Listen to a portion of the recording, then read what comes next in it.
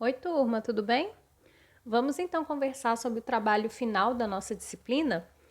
Eu coloquei aqui para vocês um passo a passo, né, um guia para vocês se orientarem melhor na confecção das fichas e do banner. Então, o primeiro passo, efetivamente, é escolher uma modalidade esportiva. Não tem problema, mais de um grupo escolher o mesmo esporte, a gente só pede que sejam visões diferentes. Por exemplo, o meu trabalho é sobre basquete, então eu vou fazer um banner sobre a inserção das mulheres no basquetebol brasileiro. E aí uma outra pessoa queira fazer sobre basquete também, queira contar um pouco da história da NBA. Então, a gente está tratando de um mesmo esporte, mas são visões distintas. Não tem problema nenhum. Escolhida então a modalidade, a gente vai para o segundo passo, que é de explorar os arquivos digitais. Então, lá naquele documento, né, sugestões de acervos, tem várias opções, tanto nacionais quanto internacionais. E é claro que vocês podem pesquisar outros acervos também, né? Nada impede que isso aconteça. E, inclusive, eu até peço para que vocês, se acharem um acervo legal, interessante, né, que caiba colocar ali no nosso banco de dados, que passe para mim depois, que a nossa gama ali de opções vai ficando cada vez maior. Tendo explorado os acervos, então, né, os arquivos, eu vou coletar esse material e vou escolher 5 itens, né, 5 fontes, para poder usar no preenchimento das minhas fichas. Ah, posso fazer mais de 5? Pode fazer 30, gente, se quiser. Só que 5 é o número mínimo, né, para entrar lá nos critérios de avaliação. Depois, então, a gente tem o preenchimento das fichas na prática e depois o compartilhamento e discussão desse material com os demais colegas. E aí uma ressalva aqui, que eu não posso usar uma mesma fonte para poder preencher mais de uma ficha, nem posso ter o meu colega usando a mesma fonte que eu. Então vamos supor, eu estou fazendo o meu trabalho com o grupo da Sara, e aí nós duas estamos explorando o mesmo acervo e a gente se depara lá com um folheto, né, uma chamada de um torneio que, sei lá, de 1850. Eu acho legal ela também. E aí a gente decide usar, né, esse mesmo documento. Pode fazer isso? Não pode. Ou eu uso ou ela usa. Então, esse é um momento bem legal para vocês terem certeza de que não está repetindo nenhuma fonte e até para vocês conseguirem ter uma visão ali de tudo que foi coletado para depois selecionar e decidir o que vai para o banner. Porque o sexto passo é a confecção dele na prática. Tendo seguido todos esses passos, vocês vão chegar, né, no resultado final, que é ter feito tanto o banner quanto as fichas. Depois é só postar lá pra gente ou no Moodle ou no Teams. Agora aqui eu vou falar de uma forma um pouco mais detalhada sobre esse processo, tanto de confecção das fichas quanto do banner, mas quem já tiver entendido, para quem já tiver tranquilo, pode parar por aqui. E quem quiser seguir também, né, só para ter um norte um pouco maior, eu vou usar como exemplo o tênis, que é exatamente aquele banner lá que eu coloquei para vocês. Então, escolhi o tênis, fui para a parte de explorar os arquivos digitais. E aí, só para vocês entenderem um pouquinho mais sobre o processo metodológico para a confecção das fichas e do banner, eu sempre usei a palavra-chave tênis. Então, eu fui lá, né, nos arquivos, naquele documento lá, sugestões de acervos. Fui lá na parte dos arquivos internacionais, vocês podem, né, explorar os dois, não tem problema nenhum não. Mas eu optei, né, por explorar acervos de fora, até para aprender um pouquinho mais sobre eles também. E aí fui no acervo e joguei a palavra tênis, como tá aí para vocês na tela. Então aqui, da Digital Collections de Harvard, eu botei ali a palavra-chave tênis e procurei. Aí vocês podem perceber que nessa página, né, de resultados está mostrando 1 de 12 de mais de 10.000 resultados. Então, percebam que quanto menos palavras-chave eu jogo, mais resultados eu tenho. Essa é a tendência, não é regra, é a tendência. E caso, vamos supor, eu queira falar sobre as raquetes do tênis ao longo dos anos, né, a evolução delas. Eu consigo achar jogando só tênis? Consigo, mas vocês concordam que é uma coisa um pouco mais específica? Eu precisaria usar mais uma palavra-chave para poder conseguir fazer esqueci a palavra, gente, fazer um funil na minha pesquisa? Então é só para vocês pensarem aí nesse tipo de estratégia. E outra coisa legal também, que está aqui no canto esquerdo, que eu marquei de verde, é que a gente tem vários tipos de resultados. Então, vocês não precisam ficar presos às imagens, né? Pode usar texto, pode usar recorte de jornal, pode usar revista, mesmo que seja uma informação apenas escrita. Então, não precisa ficar ali só na imagem, pode explorar outros tipos de documento, sim. Mas então, ok, explorei lá os acervos, né? Peguei todo esse material que eu encontrei e escolhi 5 para poder fazer o preenchimento das minhas fichas. E aí, botei aqui de exemplo, né? Ainda da Digital Collections, para vocês perceberem como que foi o processo na prática de preenchimento lá dos itens da base da ficha. Então, foi essa imagem que eu usei.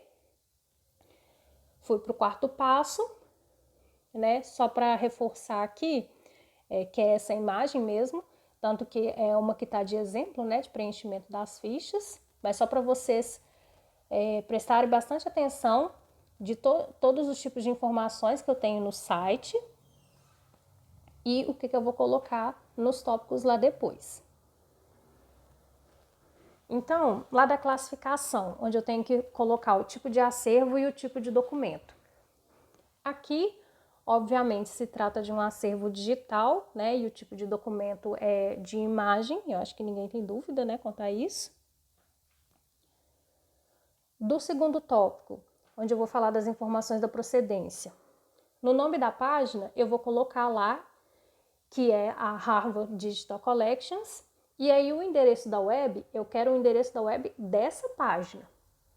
E aí eu vou pedir para vocês colocarem a página inicial, não é aquela página de busca não, então o link ele vai ser menor mesmo.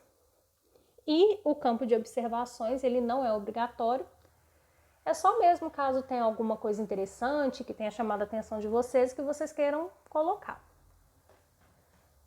Então aqui eu coloquei que trata-se de uma extensão das bibliotecas e arquivos da Universidade de Harvard, porque é como se fosse um fragmento, né, de algo maior, de um site maior, que é a Biblioteca de Harvard. Então achei interessante colocar isso, porque apesar de já ser, né, uma coleção rica, ela ainda é pequeno perto do tamanho que é a biblioteca em si, né, o site. O terceiro tópico da classificação do conteúdo, que eu acredito que seja a parte onde gere mais dúvidas. Vocês podem me perguntar, né, onde que eu vou conseguir extrair essas informações? Aí eu botei, né, de novo o exemplo da imagem que eu usei, para mostrar para vocês que na própria página ali eu vou ter já essas informações. Então ali eu tenho o título, né, o criador, contribuidor, a data, e tem até informação de idioma. Então, passando isso aqui para o meu arquivo, coletei lá todas as informações. David, no caso, é o fotógrafo, né? Quem achar necessário pode comentar isso. E aí vocês vão traduzir as informações mais pertinentes ou que vocês conseguirem traduzir.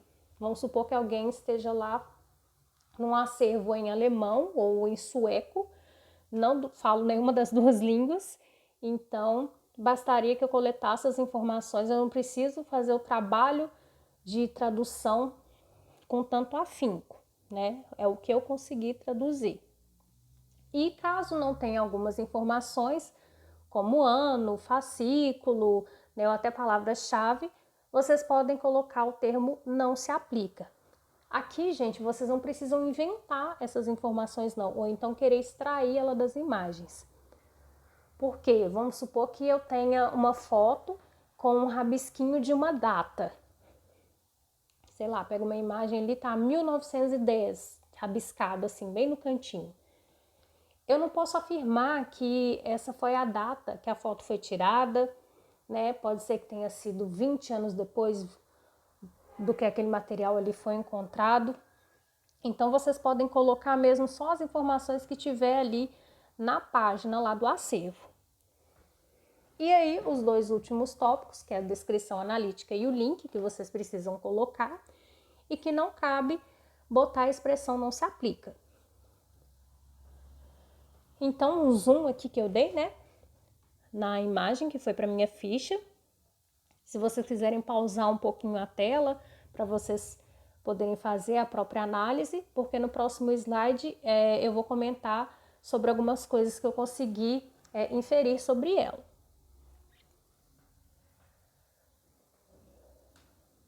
Bom, então vamos lá. O que eu posso ver aqui nessa imagem? Reparem que o que eu marquei de vermelho, né, que indica que é um local fechado. Então, tá entrando ali, né, luz natural, que muito provavelmente se fosse um jogo noturno e não tivesse eletricidade, ficaria mais difícil, né, poderia nem ter a realização do jogo. É claro que pela data a gente já sabe que muito provavelmente teria, mas é uma coisa a ser considerada.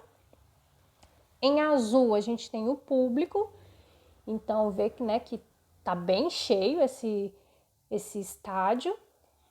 Então a gente pode pensar aí que ou era uma partida muito importante, um torneio, né, mais importante, ou até pode ser que esse tenista ele seja mais popular. Mas o fato é de que, né, teve um grande público ali para poder acompanhar essa partida. E aí vocês podem reparar também que o público está bem vestido, né? Os homens estão de terno, as mulheres estão com uma roupa ali mais formal. E aí a gente pode pensar também que o tênis ele é um esporte mais elitista mesmo, né? Para classe média a alta. Então faz todo sentido pensar ali que o meu público tem uma graninha, né, gente? O que mais? Botei em verde ali o tenista. A gente pode reparar, né? Tá de roupas brancas, tênis brancos também.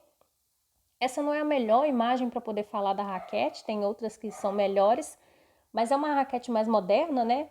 Do que antes a de madeira que era usada no século XIX. Mas aí a gente, só para dar algumas pistas, né? De coisas que a gente pode colocar lá na nossa análise do item 3. E aí, gente, tem algumas informações aqui que eu poderia colocar também, mas são informações, vamos dizer assim, com um olhar mais técnico, né? Precisa conhecer um pouco mais da modalidade, que seria, por exemplo, a gente falar das linhas, né? Percebam ali que debaixo do pé esquerdo dele, a linha quase que some e próximo aqui do canto esquerdo da fotografia, ela tá mais nítida. E aí eu poderia pensar sobre o tipo de piso, né, dessa quadra. Eu poderia pensar que não é um piso duro, né, não é cimento e que não é grama. E aí a terceira opção, e que faria todo sentido, seria pensar que aquilo ali é uma quadra de saibro, é uma espécie de terra batida. Por quê? À medida que o tenista ele vai se deslocando no saibro, ele vai espalhando essa terra, que é o que justamente acontece para cobrir a linha. Eu não posso afirmar, né, essa informação, até por ser uma foto que não é colorida. E também, como eu disse, é um olhar um pouco mais técnico.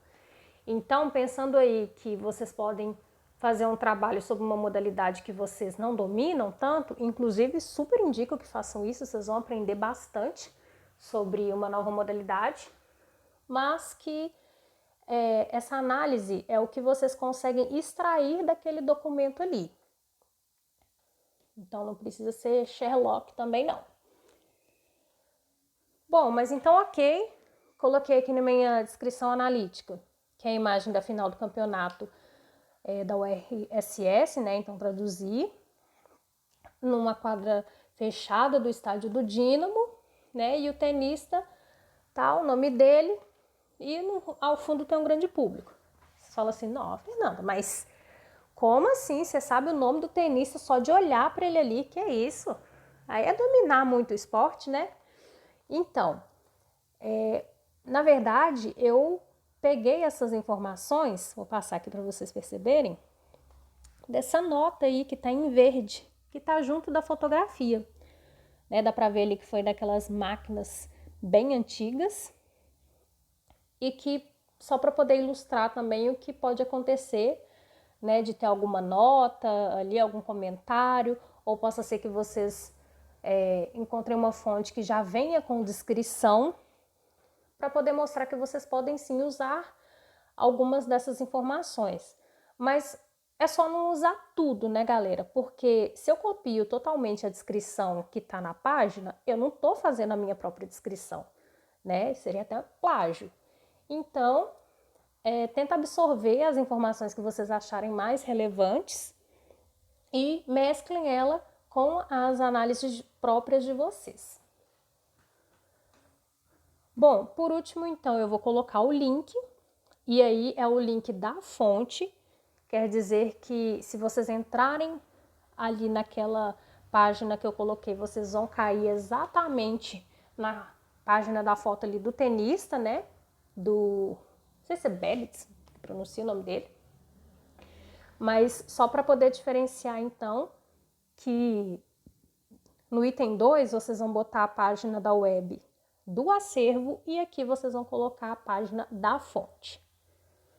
E eu olho, viu, gente? Pode ter certeza que eu dou umas conferidinhas.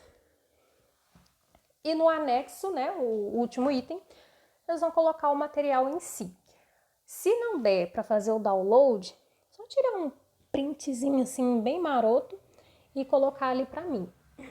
Se for jornal, faz um recorte da matéria que vocês estão utilizando, né? Porque os jornais antigos, eles não eram separados por, vamos dizer, capítulos, né? Por temas, vamos dizer assim. Todas as informações iam juntas, desde economia até receita de bolo. Então, só faz esse recortezinho. Se for uma apresentação, né? Às vezes tem alguns acervos, principalmente coleções de revistas, é assim também. E aí não der para baixar a revista, tira um print, que também vai ficar fácil. Mas só para a gente poder fazer essa ilustração. Bom, preenchi minhas fichas, vou então compartilhar e discutir esse material com os meus colegas. E aí vocês podem usar o critério que vocês quiserem, né? Para poder escolher o material que vai para o banner. Isso aí é totalmente livre. Feito isso, eu vou para a confecção do banner em si. Eu estou usando aqui o modelo 1, né? Mas qualquer modelo, gente, pode ser modificado. É só para vocês terem uma base mesmo, uma norte para saber o que vai colocar no banner. Não precisa seguir aqueles tópicos ali de introdução, desenvolvimento, conclusões e tal. Precisa sim colocar as referências, mas os outros, se vocês quiserem até adicionar mais alguns, é totalmente livre. Bom, mas o que precisa ter então? Primeiro, a parte do título do trabalho, né? Então vocês vão colocar ali em primeiro lugar.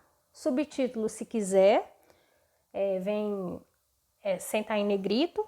Bota o nome de todo mundo, né? Dos componentes do trabalho, dos integrantes. E de universidade para baixo não precisa modificar. O que vocês podem mudar então?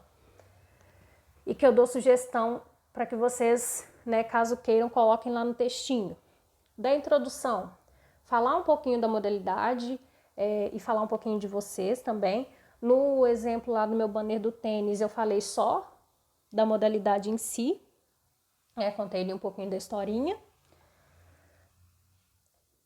Da parte do desenvolvimento, vocês podem relatar como é que foi, né, a pesquisa, o que ela possibilitou de entendimento da modalidade, né, principalmente para quem está fazendo uma modalidade que não conhece tanto, ou até mesmo, caso seja uma modalidade, um esporte que vocês acompanhem, sempre tem uma coisinha ali ou outra que a gente aprende, né? A gente sempre é capaz de aprender com os trabalhos, um pouquinho que seja. Vocês podem apresentar também os acervos, né? Falar sobre o potencial deles para fazer esse trabalho, né? Na modalidade que vocês escolheram. E falar um pouquinho também sobre as fontes, né? Falar por que vocês escolheram, por que eu escolhi a imagem do tenista X e não o tenista Y, por que eu usei uma imagem do estádio A e não do estádio B, né? Só para contar um pouquinho ali também de como foi esse processo de montagem de escolha de vocês.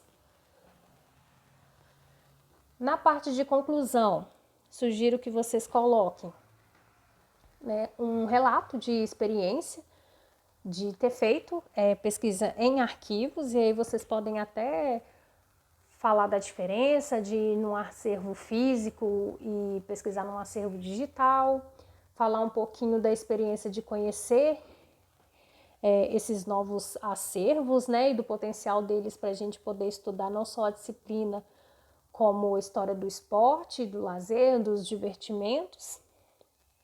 Enfim, fazer realmente um relato de experiência mesmo. E por fim, as referências que tem que ter, né? Então, fora lá o título, é um outro item que tem que estar no banner de vocês. Então, bota lá todas as obras que foram utilizadas. E eu botei ali para dar preferência para as normas da ABNT, caso alguém tenha alguma dúvida, pode entrar em contato, a gente vai aprender junto. E feito tudo isso, então a gente chega no final do banner. Fez todos os passo a passo, chegou no material final, posta lá pra gente no Moodle ou no Teams. E aí, gente, é isso. Né? Caso vocês tenham alguma dúvida, estou totalmente à disposição. Né? Sei que falo isso muitas vezes, mas eu tô mesmo. Tudo que vocês precisarem, pode perguntar, seja pelo WhatsApp, seja no Teams, no Moodle, onde vocês quiserem. E em todas as etapas do processo. Não precisa chegar lá no final para vir perguntar, não, para achar assim, não, tem que ter alguma coisa para mostrar. Não, tá no começo, tá com dúvida? Pode procurar. Como eu falei, a gente vai aprendendo junto. Bom, é isso então que eu tinha para mostrar para vocês. Acompanhem lá as novas orientações no Moodle e desejo ótimos trabalhos e até a próxima!